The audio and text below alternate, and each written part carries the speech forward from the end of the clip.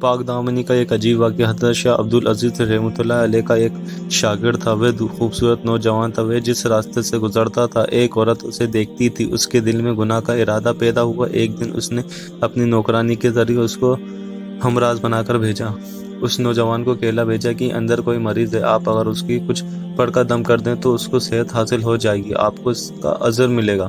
وہ نوجوان اپنے بھولے پن کی وجہ سے معاملے کی نزاکت کو نہ سمجھ سکا، بھروسہ کر بیٹھا۔ جب گھر کے اندر داخل ہوا تو دروازے بند ہو گئے۔ پھر وہ عورت بنا پردے کے سامنے آئی اور اس نے آ کر کہا کہ میں تو تمہیں مدتوں سے دیکھ رہی تھی، آج وقت ملا ہے ایک دوسرے سے ملاپ کا۔ نوجوان سمجھے کہ میں تو اس وقت مصیبت میں گرفتار ہو گئے، لہٰذا اس نے سوچا کہ کوئی بہانہ مل جائے اور جان بچے۔ اس نے کہا کہ مجھے قضائے حاجت لیٹرین میں جانے کی ضرورت ہے۔ اس نے بیت الخلاء بتا دیا کہ وہاں پر ہے۔ وہ نوجوان بیت الخلاء میں گیا اور بیت الخلاء میں جو پخانہ پڑا ہوا تھا وہ اس نے اپنے ہاتھوں اور جسم پر لگا لیا۔ جب بیت الخلاء شوچالیہ سے باہر نکلا تو اس کے جسم سے بدبو پھیل رہی تھی۔ اس عورت نے جب دیکھا تو کہا کہ اے گندے انسان، چلے جاؤ گھر سے، میں تمہیں دیکھنا بھی پسند نہیں کرتی۔ چنانچہ دروازے کھلے ہوئے نوجوان اپنے ایمان کو بچا کر سلامت نکل آیا، لیکن پریشان دو وجہ سے تھا۔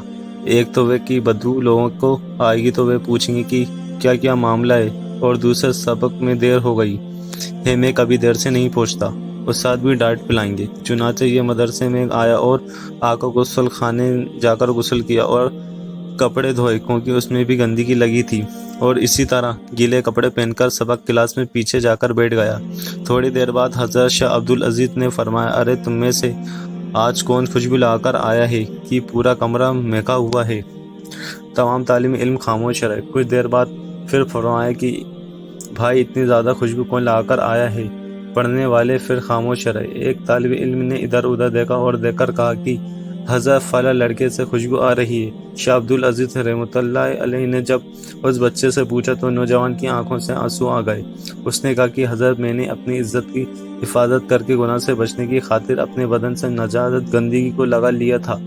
میرے مالک کتنے قدردان ہیں کہ میرے جسم میں جس حصے پر نجاست گندگی لگی تھی اب وہیں سے خوشبو آ رہی ہے۔ چنانچہ یہ نوجوان جب تک زندہ رہا اس کے بدن سے خوشبو آتی رہی۔ اللہ رب العزت اتنے قدردان ہے کہ جو انسان شرم و حیا اور پاک دامنی